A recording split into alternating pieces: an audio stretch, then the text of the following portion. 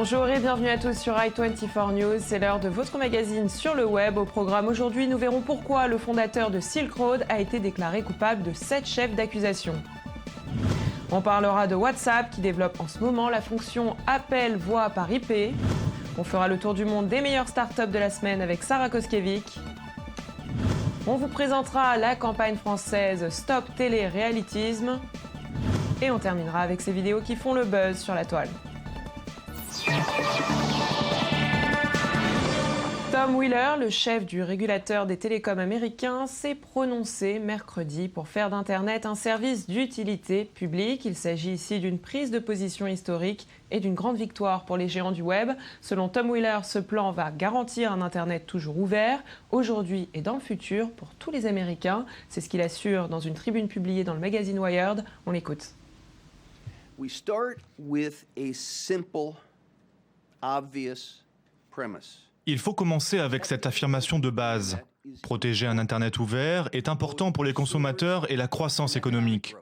Nous sommes dévoués à la protection et à la préservation d'un Internet ouvert.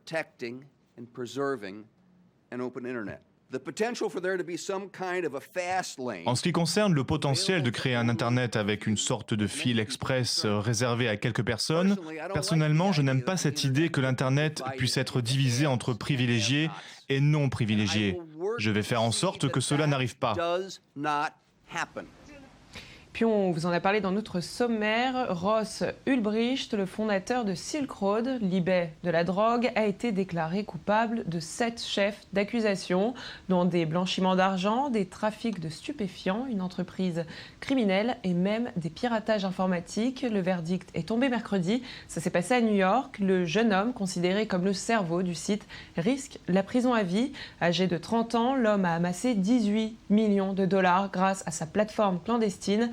Il a également été soupçonné d'avoir commandité 6 assassinats dans son entourage pour protéger des secrets de transactions.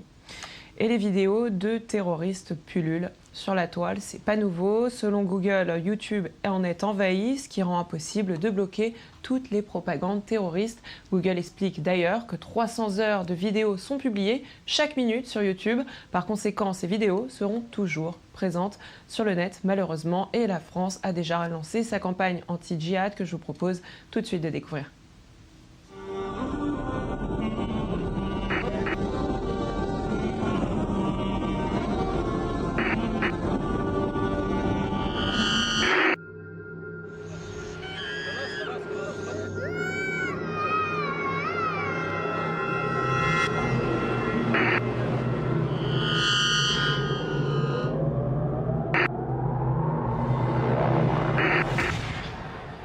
Et puis on change de sujet avec WhatsApp sur la lancée de Skype ou encore de Viber. Jusqu'ici, l'application permettait d'échanger des messages sous la forme de texte, d'images, de sons ou encore de messages vocaux. Aujourd'hui, la plateforme compte proposer très prochainement les appels voix par IP, une info qui a été révélée par des utilisateurs indiens sous Android qui ont eu la surprise de découvrir des éléments d'interface dans leur application reliés à la gestion d'appels. Voilà, c'était l'essentiel de cette actualité. On passe tout de suite à notre petit tour du monde des startups. Et pour parler de ces startups, j'ai le plaisir d'accueillir en plateau Sarah Koskiewicz. Bonjour. Bonjour Virginie. Quel plaisir de vous retrouver. Merci. Alors Sarah, comme toutes les semaines, on parle de toutes ces startups, toutes ces inventions. On va commencer avec l'une d'entre elles. Voilà, on part au Texas pour retrouver Sunglasses, que l'on voit sur ces images. Alors vous le savez Virginie, avoir des écouteurs, un kit main libre, un micro au volant ou dans la rue, ça peut être dangereux pour évidemment la sécurité. Donc Sunglasses nous propose aujourd'hui de porter des lunettes qui feraient office de micro et d'écouteurs en même temps. Voilà, alors ça marche de manière un petit peu compliquée. Ça marche par ostéophonie. Donc là, alors expliquez-nous tout ça, parce qu'ostéophonie, je vous explique pas très clair. L'ostéophonie, c'est la propagation du son dans l'oreille via les os du crâne. Donc c'est des bruits sourds, c'est exactement l'ostéophonie qui nous permet d'entendre notre voix dans notre tête, comme on dit, différemment que les autres personnes l'aperçoivent, que notre entourage l'aperçoit. Donc ça, c'est l'ostéophonie. Et donc, on pourrait relier ces lunettes en Bluetooth sur nos smartphones, sur nos tablettes, sur nos lecteurs MP3, sur notre GPS, et toutes les infos nous seraient communiquées via donc l'ostéophonie dans l'oreille Ça paraît interne. assez compliqué Ça tout paraît, ça. ça paraît compliqué. Sur le principe, c'est plutôt assez simple. Voilà, c'est un système Bluetooth, c'est vraiment la technologie et la médecine alliées, comme on aime bien en parler sur le plateau de Sur le Web.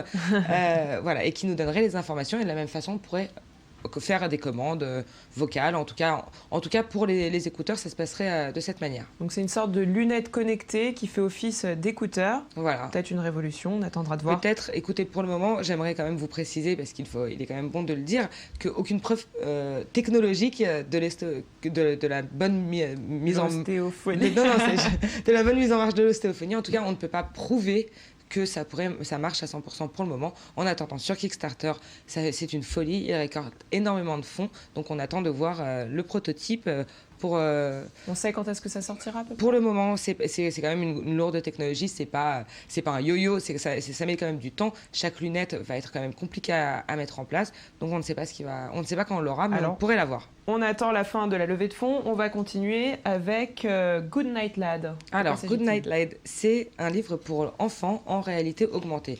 La réalité augmentée, je vous le rappelle, c'est ce qu'on voit depuis quelques mois, voire années, avec les lunettes connectées, avec Oculus Rift. Et puis là, on voit un très mignon petit garçon sur cette vidéo nous présenter l'appli de son papa. Voilà, c'est Good Night Lad, c'est un livre d'enfants en réalité augmentée. On télécharge l'application sur son smartphone, vous le voyez, on met le téléphone devant le livre, et là on a l'histoire de Good Night Lad, qui est un petit garçon qui ne va jamais dormir. C'est un livre de 32 pages qui vaudra $20, donc c'est un petit peu cher. On voit que Brad Grimm, le créateur, met en scène son fils pour un petit peu plus de sympathie. Le fils parle dans la vidéo, il adore évidemment Good Night Lad. Et il explique que voilà, la technologie arrive petit à petit auprès des enfants, donc il faut s'adapter. Alors, il faut savoir que c'est un Kickstarter qui coûte cher, parce que la modélisation tridimensionnelle, il demande $12 000, parce que pour l'instant, ce qu'on voit sur la vidéo, c'est uniquement 2 pages. C'est les 2 pages du milieu, les autres pages ne sont pas encore réalisées. C'est fait en modélisation tridimensionnelle, c'est assez compliqué, c'est de la 3D et ça coûte cher. Il faut donc pouvoir financer 32 pages fois X... X exemplaires du livre. Et en tout cas, ce qui est très drôle, c'est que dans cette campagne, si vous donnez plus de $1 500, vous avez le droit à votre petit livre gratuit. À votre livre gratuit, évidemment. Pas très gratuit. Non, mais en tout cas, à votre enfant qui est à la place du petit garçon dans le livre et qui fait partie de l'animation. Donc ça, c'est quand même assez sympa. Ah, c'est sympa. Ça parce coûte que quand même je me rappelle $1 500. à l'époque de ces livres qu'on faisait imprimer avec notre nom à l'intérieur, c'était déjà une révolution. Voilà. En tout cas, ça a là, quand même un prix. On évolue avec la technologie et on se dirige maintenant du côté de San Francisco. San Francisco, où on va découvrir Glow, qui sont des écouteurs lumineux et colorés. Je vous propose qu'on regarde d'abord la vidéo. On regarde tout de suite.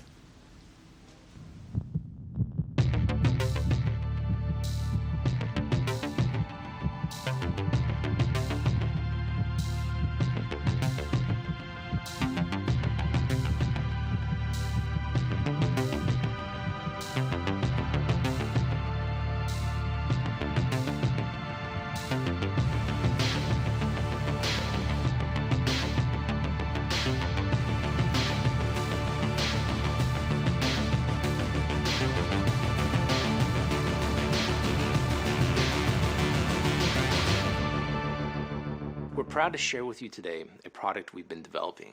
It's Glow, the first smart headphones that glow with laser light. Alors, à quoi ça sert ? Alors j'adore. Alors c'est super cool déjà. Faut dire la vérité. On a des écouteurs qui sont ou verts, ou bleus, ou rouges. C'est super cool. Alors c'est du laser à l'intérieur, c'est pas juste de la couleur. Et ce qui est vraiment, vraiment bien, c'est que ça clignote selon la musique que vous écoutez. Donc vous êtes en train de faire un jogging, vous écoutez de la musique, ça clignote en rythme. Je trouve ça juste extraordinairement cool. Et voilà, ça fonctionne. Ça va bientôt, peut-être, en tout cas ils en parlent dans la campagne, peut-être que ça finira par la suite par clignoter au rythme de votre cœur, ce qui serait encore plus cool à mon avis. Donc en fait c'est seulement cool quoi, il n'y a pas vraiment d'intérêt. Écoutez, c'est des écouteurs, hein. Ça fait rien d'autre qu'écouteurs, vous pouvez rien en faire d'autre. Les écouteurs lumineux. Voilà, c'est un projet, pour l'instant ça n'existe pas encore.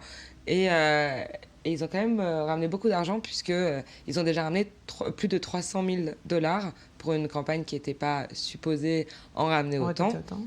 On avait demandé combien à la base? Ils avaient demandé, me semble-t-il, 100 000 $, quelque chose comme ça. Ça fait que quelques jours que la campagne est lancée. Il y a aussi une télécommande tout aussi cool sur l'écouteur, je ne sais pas si on la voit sur la vidéo, mais au niveau du cou, qui permet de prendre des photos, c'est génial. Ça, c'est Ou cool. de répondre aux SMS, c'est encore plus cool. Encore plus cool. Mais effectivement, c'est pas révolutionnaire, c'est juste, C'est cool, juste c'est la sympa. technologie, c'est dans l'air du temps.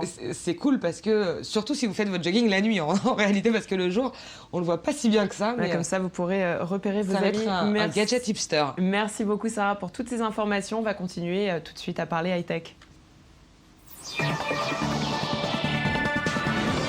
Le rappeur américain Jay-Z, on reste dans le cool, s'impose aujourd'hui dans l'univers du high-tech. Le mari de Beyoncé vient de mettre la main sur une firme norvégienne spécialisée dans le streaming musical. Son nom, Aspiro, à l'origine de Tidal, une plateforme de streaming musical très réputée pour sa qualité de son. Le montant de cette acquisition s'élève à 56 millions de dollars. On continue avec les news les plus insolites de la toile. L'image a été largement relayée sur les réseaux sociaux. Vous allez comprendre pourquoi. Prendre un selfie en pleine course-poursuite, il fallait oser. Mais bien évidemment, c'était trop beau pour être vrai. Cette image que vous voyez sur votre écran est en fait une véritable mise en scène. D'abord postée sur le compte Twitter d'un rappeur palestinien, la photo a été légendée. Un selfie alors que les militaires israéliens sont à mes trousses.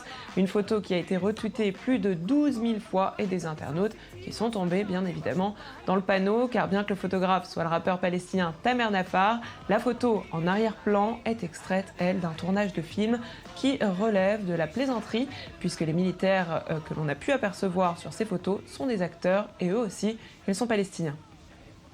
Et le site Topito a réalisé une parodie du film de prévention contre le djihad qu'on avait vu un peu plus tôt, qui avait été lancé la semaine dernière par le gouvernement français avec une nouvelle cible, la télé-réalité. Sur le même modèle que la campagne Stop Djihadisme, Topito lance Stop Télé-Réalitisme.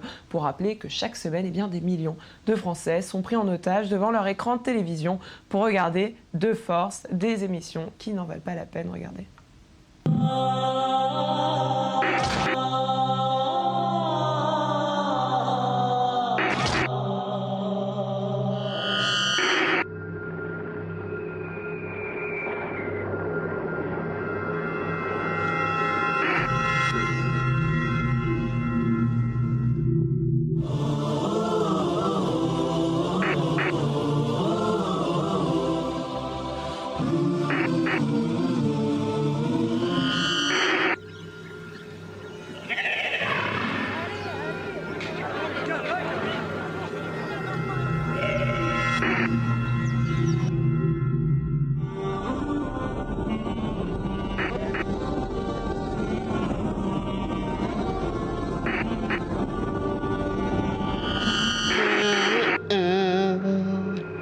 Didn't know how lost I was until I found you.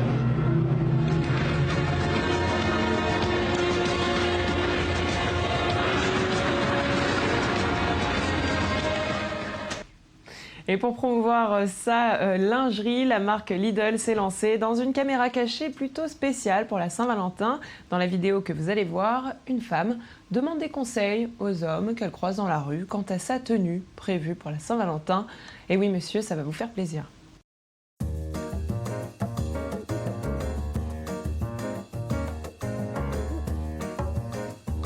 Hi, sorry. What do you mean your hand?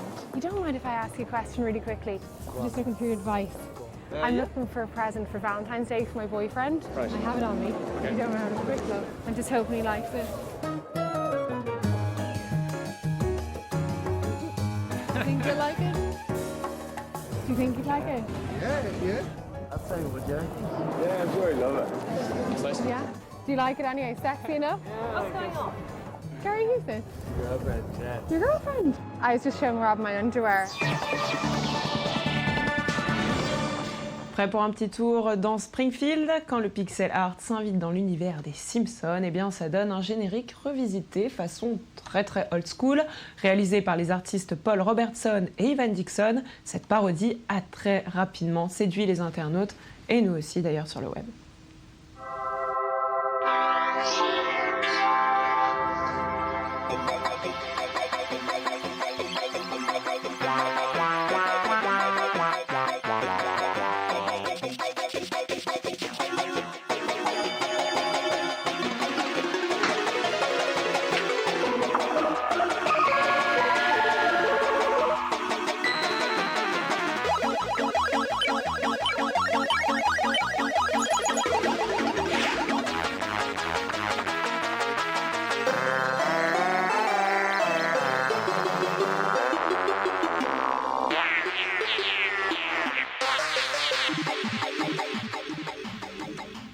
Et sur le web, c'est terminé pour aujourd'hui. Merci de nous avoir suivis. On se retrouve demain à même endroit et même heure sur i24 News. Pour plus d'infos, vous pouvez nous rejoindre sur notre page facebook.com/sur le web, le Mag Actu.